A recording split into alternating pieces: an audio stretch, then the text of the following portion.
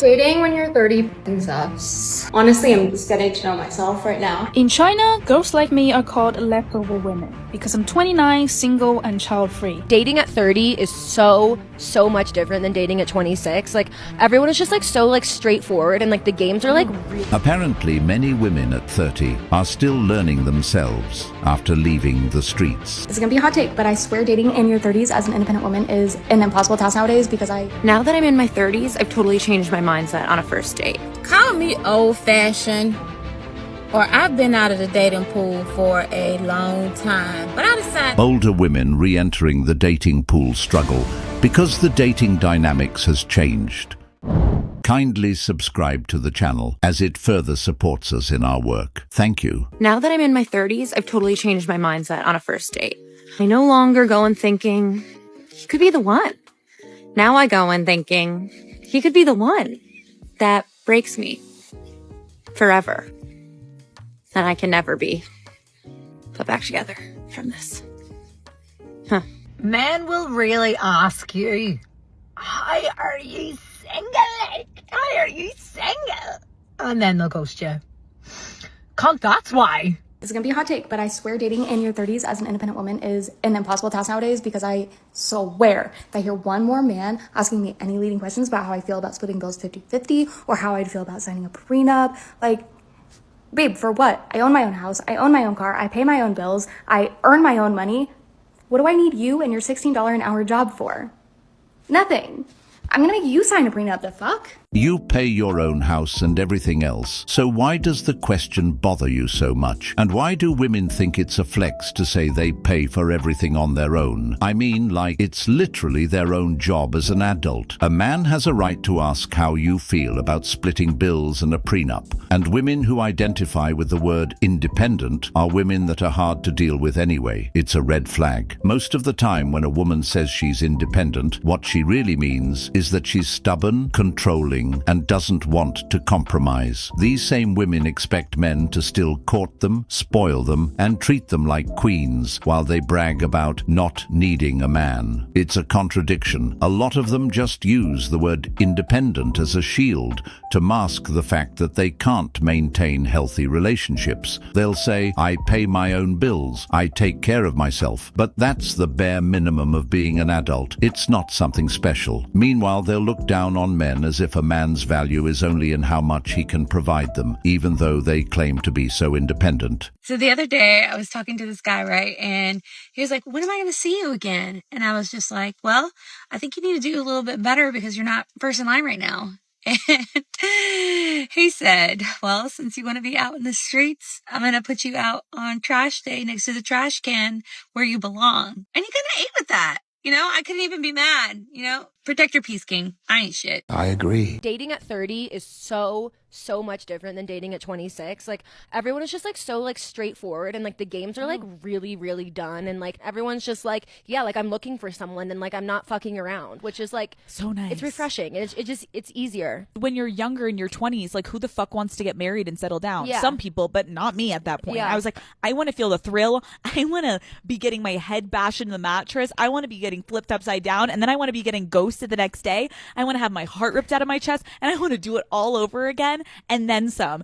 And then when you get a little older, you're kind of I literally don't have time. This woman is broken. Now you heard her yourself. In her 20s, she didn't fantasize about marriage. She was fantasizing about being ghosted, getting her back blown out, and being ghosted again. What happens to these women when they try to date later on, especially in their 30s, is that they are too far gone for a serious relationship. When a woman spends her prime years chasing toxic men, hookups and fun, she conditions herself to chaos. Stability feels boring, and genuine love feels foreign. By the time she decides she's ready for marriage, her habits, mindset, and expectations are already damaged. She doesn't know how to build with a man because she never practiced it. She only practiced temporary attention and short-term thrills. No, because the guy I've been talking to, I said, I think we should talk about, our intentions here. He goes, yeah, no problem, but I'm gonna try to sleep forever. Good night.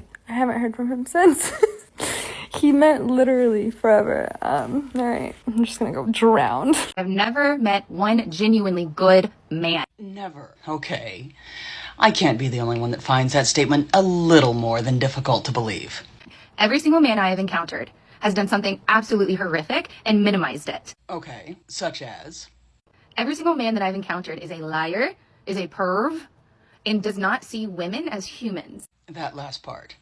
Yeah, here's where I'm going to call it for what it is. Things that never happened. 4300, Alex. Because most men do know that women are fellow human beings, and I would go so far as to say that most men, especially in the Western world, do see women as equals. So I think there's something else behind this. But yet, has anyone else noticed they haven't actually defined what would constitute a good man? There's no such thing as a good man. I really feel sorry for individuals that think like this because they are quite obviously stuck in what is known as a confirmation bias, where they tend to favor the information that supports their existing beliefs. In this case, that there are no good men. And if you think you're a good man, please explain why. I'd love to hear it. And what good would that do?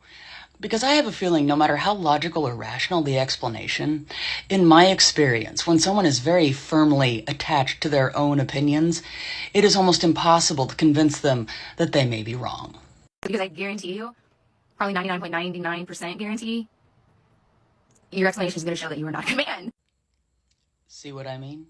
Her claim is that she's never met a genuinely good man, but that's obviously a lie. She also stated that every man she has met are liars, perverts, and don't see women as human beings. This only tells you so much. She has a tendency of projecting her own issues onto men and playing the victim in every situation. When someone says all men are the same, it usually means they keep attracting the same type of men because of their own choices and behavior. If every man you meet is a liar or a pervert, that says more about you than it does about men as a whole. It reveals the type of environments you put yourself in, the type of men you entertain, and what you tolerate. At some point, the common denominator is you. Statements like this also show a deep bitterness and lack of accountability. Instead of reflecting on why she hasn't built a healthy relationship, she points the finger outward and blames men entirely. So I'm 31. I'm new to the dating world. I was in a long-term relationship before this, and I'm finally like, I want to meet somebody. I'm ready. But nobody wants to meet somebody, not for real. Can somebody explain why you go on dates with somebody when you don't actually want to have a relationship with them, potentially? What's the point? What's the point? I can't do this. This is like, is anybody else struggling? I can't. This is awful. I know you guys know the feeling, but you know, when you're 30 years old and you're single and you're like trying to put yourself out there and your friends are all married and they're like, oh, let's go to the D-backs game, and you're like sick, and then you think like it's going to be a night out, and then they're like 7th inning in and they're like, yeah, let's go get some ice cream after this. And I'm like, oh, fuck. We have really different vibes of like what the night is going to look like. So then you're like scouring for friends that are potentially out in the same area that you are so that you're at least trying to meet new people, because God knows that when you're with your married friends, you don't really meet a lot of new people. And God love them. Like, I don't blame them. Like, I want to go home and eat fucking ice cream too. But I texted a friend and I was like, you're out, right? And they're like, yeah. And I'm like, can I meet you? And they're like, yeah. And I'm like, all right, I'll be waiting. Like, I'm a pathetic fucking loser, but here I am putting my best foot forward, trying to just like do things as a single woman and not like go home and like cry myself to sleep. So we all know the feeling, right?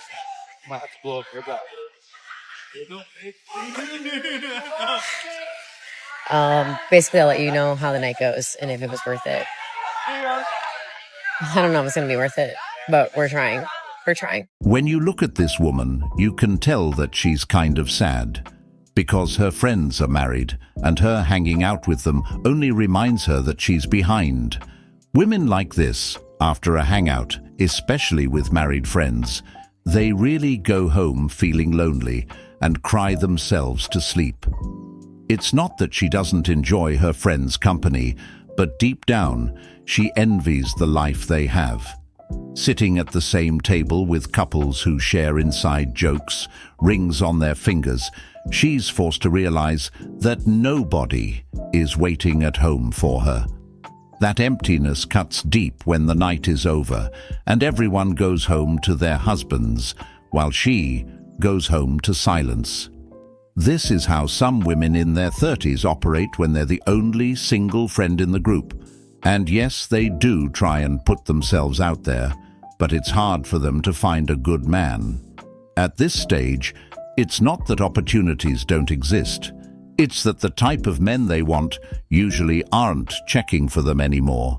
Do you think men get told they'll find a partner when they're least expecting it, or to stop looking, or they're trying so hard, or they look desperate? I feel like people don't say that to them. I feel like specifically people say that to women to get them to feel bad about the fact that they want a relationship. When I talk to my single male friends about being single, like it's very like, oh yeah, like I date a lot, like I'm looking for the right person. None of them have any sort of shame. Like when I talk to my female friends, like, like I know I shouldn't be trying that hard, but like I really do want to be in a relationship. Like men do not talk like that. I'm sure a lot of it plays into the fact of traditional gender roles within dating. Like women are supposed to be pursued, so the world makes us feel bad about like wanting to find a partner because you should just like be waiting around for a man to come to you because you have to wait until you least expect it. News fucking flash, men don't do that shit no more. If women actively just like gave the fuck up on dating and like just waited for the right person and like didn't like really put themselves out there, they were just like waiting for when they least expect it, they would never date anyone. The world has changed. Stop giving your friends that shit ass advice. It's not even advice. Just shut the fuck up. All right, quick question for my fellow 35 and older ladies who are single. At what point do we just give up? Because at this point, I think I might just have to. I'm going to be 39 next year, and every year around the holidays, I'm like, oh, this is the year. This is the year I'm finally going to have someone in my life. And oh, what do you know? It's almost December, and no.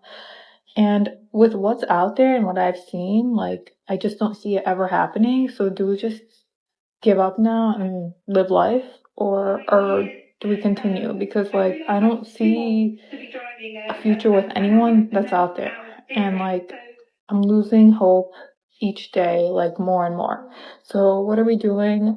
If we're not losing hope, what are we gonna do to find someone? Because it's not Hinge or Bumble or any of those apps. Like, and I just don't know what to do. So what are we doing? This is tough. There are many women 30 plus who feel this way simply because they're seeing everyone else dating and they aren't. This woman mentioned giving up on dating because she doesn't think her soulmate is out there. This frustration comes from doing everything by herself and being by herself on every holiday. The truth is, loneliness hits harder as time goes on. When you're in your early 20s, being single feels like freedom. You have options. People around you are always available, and you think you'll never run out of time. But once you hit your 30s and that independence starts to feel more like isolation, reality sets in. Watching friends get married, have families, and build lives together while you're spending birthdays, Christmas, and New Year's alone, that takes a toll. That's why so many women who once bragged about being independent slowly start shifting their tone. Independence is only fun until you realize nobody is there to share your success with.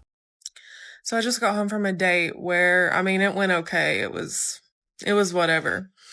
But he bought my dinner. He walked me to my car, and we're standing there.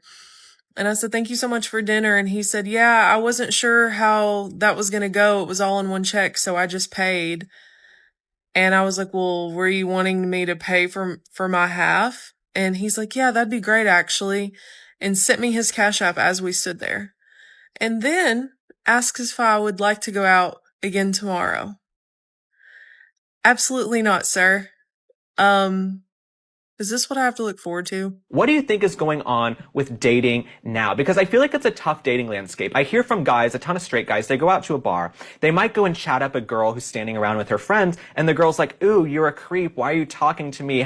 #me too. Have you noticed that where some guys are scared to approach? Yeah, this is absolutely a Me Too movement side effect where all of these women, and not only just Me Too, we've had so many instances of women falsely accusing men of rape or sexual assault, and then they've been vindicated, but their whole persona and their whole reputation has been ruined by this lie. So men have a lot to lose these days, and it's not easy to be a white man in 2025, certainly not in the age of TikTok when everyone is filming everything. Content is everything. Everyone's filming. So, men don't approach women at the grocery store anymore or the gym anymore because everyone's filming and it's like, oh, look at this creep. The guy comes up, takes his shot, shoots his shot, and then all of a sudden the girl's filming and it turns into this viral sensation where he makes him out to be this creep when in reality, he was not doing anything wrong. So I think men have been set up to fail by the woke liberal feminists who don't want men to be men anymore. Absolutely. I feel like there are some women on the left now. It's become popular, like freeze your eggs, F men, you don't need men, sit at home watching MSNBC. And that's my issue with someone like Alex Cooper. And I'm not saying Alex Cooper is not a staunch businesswoman. Like, that is a social climber. For the people listening, it's the host of Call Her Daddy, who, had Charlize Theron on and Kamala Harris during the campaign. But Alex Cooper's whole brand is screw men, you don't need men, be a single independent woman and just work. But then Alex Cooper in private, she's getting married, having a beautiful wedding, white picket fence. She's going to have a baby. She's going to have the traditional all-American life with the nuclear family, but she wants to keep her audience single and lonely, so they keep tuning into her. Have you noticed this trend with folks on the left, especially these podcasters? Absolutely. Yeah, they sell this kind of a lie that you can have your cake and eat it too, or you can't have your cake and eat it too, and then they do behind closed doors. I think this is definitely a narrative that's being pushed by the left, that you don't need to have a man. And I think that just in dating apps in general, they have kind of ruined the art of approaching someone in real life also, because dating apps have made it almost too easy. Obviously, you can swipe and swipe and swipe and oh, maybe I can find someone hotter, swipe again. Maybe I can find someone taller, more successful, swipe again. But not only that, just the art of approaching someone in real life, there's a lot of questions that you have to ask someone. Like, where did you go to school? What do you do for work? What's your religion? What are your political affiliations? When you see someone on a dating app, all of those prerequisites are already there for you. I do agree that the reason why men aren't approaching is a Me Too movement side effect. Because the Me Too movement taught women that every interaction from a man can be twisted into harassment if they don't like him. It created a culture where men now have to second-guess themselves before even saying hello. Men saw careers destroyed, reputations ruined, and lives flipped upside down from nothing more than an accusation. So naturally, a lot of men decided it's just not worth the risk anymore. On top of that, women have been encouraged to view male attention as a nuisance instead of a compliment. Instead of seeing a man approach as an opportunity to connect, they treat it like an invasion of their space. This mindset shift has poisoned normal interactions between men and women. What used to be considered courting or showing interest is now portrayed as harassment if it's not from the man she already desires.